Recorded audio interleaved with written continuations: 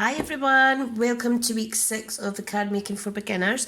In this video I'm just going to briefly chat about some of the things you need to consider when starting a card making business or what have you. Based on my experience, these are things that are coming to the top of my head, but I do recommend that you consult with a local small business support startup programme who will ensure that you're covering all aspects that you need to cover. So, I just want to start by saying this is my planner that I use in my business, and this helps me plan all my tutorials. It helps me schedule things on certain dates, reminds me of certain things that are happening in my business, stuff like that. So, what you need to think about if you want to start up your own business, the first and foremost is pick a name. Because if you're serious about making a business and being successful, it's good from the very outset to try and create a brand for yourself. So my name obviously is Smithscraftycreations, very popular surname, might I add, but that's what I went with. Initially when I started trying to get crafty, it was the sewing that I was into. So I started off by naming myself Sewn by Smithy. But then I very quickly got bored because a lot of work goes into sewing. And for me, the outcome of that, based on all the time spent, wasn't enough for me. I needed something that I could do quick. I could see a quick outcome at the end and I was happy with it, and I could do it lots and lots over and over again. So that's why I changed to card making. And the reason I've got my planner here is because I put this on quite early in my own Stampin Up journey, and I often read this: when you feel like quitting, think about why you started. And it's too easy to kind of give up early doors, but my nature is just to keep pushing on, push harder, and keep going till I achieve. So when I commit to something, I do it 110%, or so I like to think anyway. So usually what you start out doing is, if it's card making, you need to decide if you just want to sell to family and friends, you want to sell at craft fairs. What I would say though, as soon as you hand over handmade goods or goods made, and you receive cash, that is classed as a business transaction. So please do make sure you're not breaking any tax laws in your area. Again, there should be some small business support out there in your area that is free. In Fife, it's called Fife Business Gateway, and they are fabulous for providing lots of tips and tricks and free training and consultations, etc. So research that and see if there's a third party out there that could actually help you out. So in Scotland we have certain levels of money that you can earn trading as a sole trader, self-employed. Please do check with your local tax office if you have other employment. Like I have a day job, so I had to make sure everything was marrying up, etc. And I would say, if you don't work and you're on benefits or anything, be very, very careful, as you know, if you're getting income from somewhere else, that could affect your benefits too. So please, it's your responsibility to check that you're within your earning allowance as such. Okay, so that's a bit boring but very important. Right, so what you want to do is you want to find your buyer market. Now this could be, like I said, friends, family, just little bits here and there, but it does add up. Or whether you want to do craft fairs, open it up to the wider public. Or you may want to start doing craft classes, so you're working with people in person. You may want to go down the route of an online marketing app. There's lots of selling sites out there. Most of them do have fees for transactions. However, you need to balance up that you're not spending more on insertion fees, etc., than you're actually making on the card, especially if you've got post and packaging costs and things like that. What I have learned though about craft fairs and selling generically just through friends and stuff is that everybody has a birthday. Everybody likes to send thank you cards, but not everybody likes motivational ones or quite specific sentimental ones. I do like sending friendship cards, but you're more likely to sell a generic greeting such as a happy birthday or as such like that, Father's Day, you know, the usual busy times of the year, all these kind of important things that people buy cards for. So, yep, that's what I would recommend if you're actually trying to sell the cards. When you're selling cards with whatever products you're using, please do check their angel policy or copyright guidelines. I covered some information on that in last week's blog and put a few links to the angel policy, etc. for the Stampin' Up that I work for, or that I'm an independent demonstrator for rather. And also make sure that you're not breaching copyright of any sort in terms of other people's designs. And if you are selling Stampin' Up cards, well, cards made with Stampin' Up products, you do need to copyright them with a stamp. But if you see last week, you'll see me explaining that a little bit better. So, another important thing is if you're making product, whether it's cards, frames, etc., I do recommend that you do get insurance to cover you. You never know, in this day and age, lots of strange things happen and someone might hurt themselves off of something you've made, or and you should also, if you do craft classes like me, make sure you're properly covered for public and public liability insurance it is, and keep yourself safe. So that is a bit about insurance, copyright and starting in general. Now, if you can seek the support of a small business startup advisor, like I mentioned earlier, they will cover everything from basic bookkeeping. You know, our area has lots of free training and things like that. There's the general data protection regulations as well. If you are collating anyone's personal information, you really should be registered with the Information Commissioner's Office. And I think it's about £30 per year.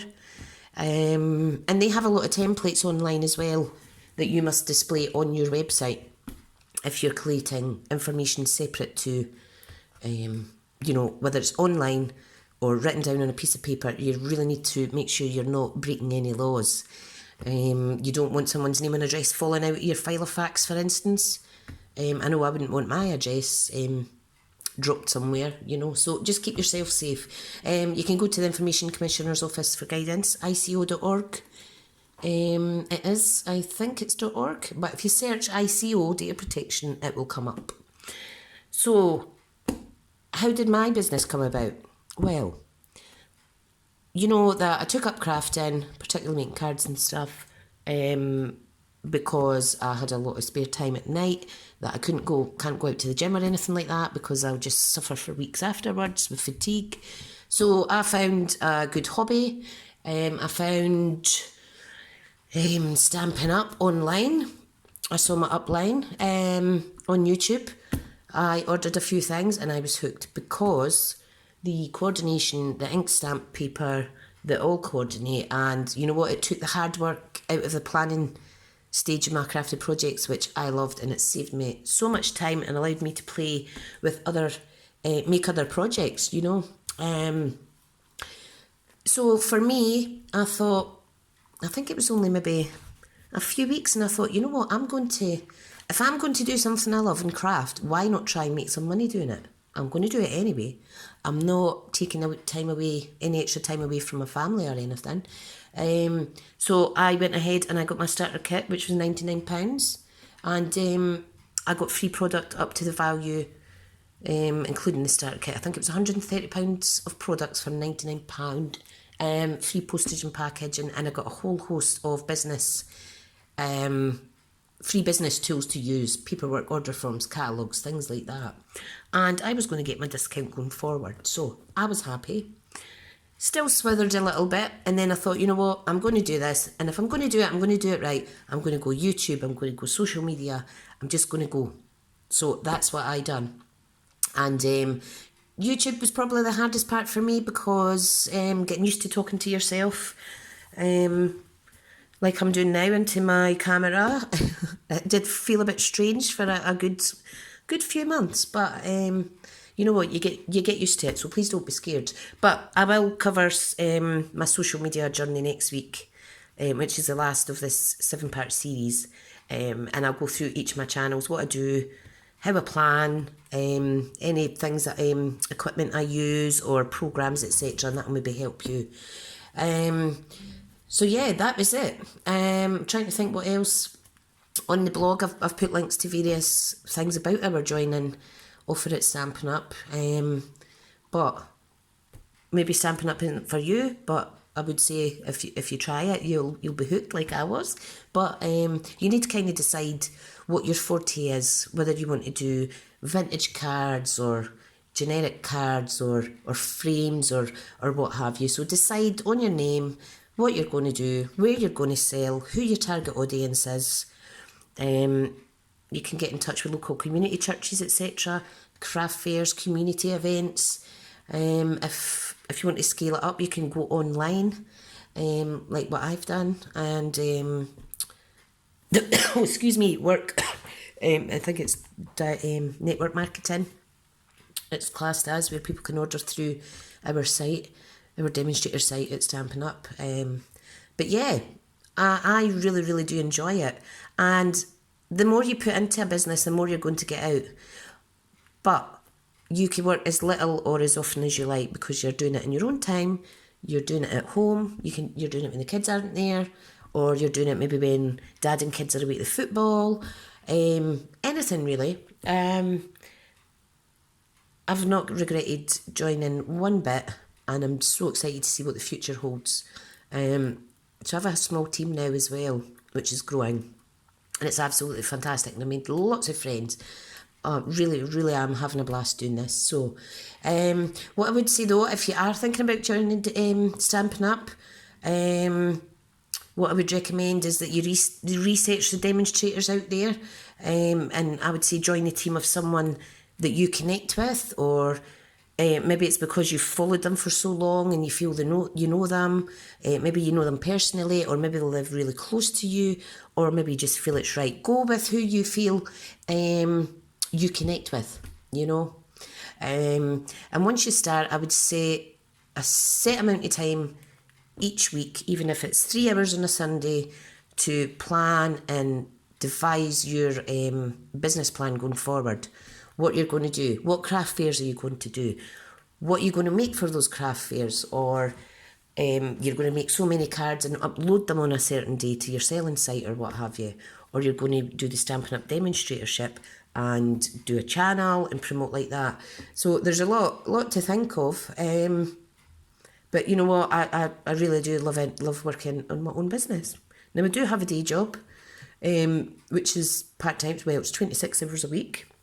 Not quite full-time, but I work school hours, so that's really handy for me.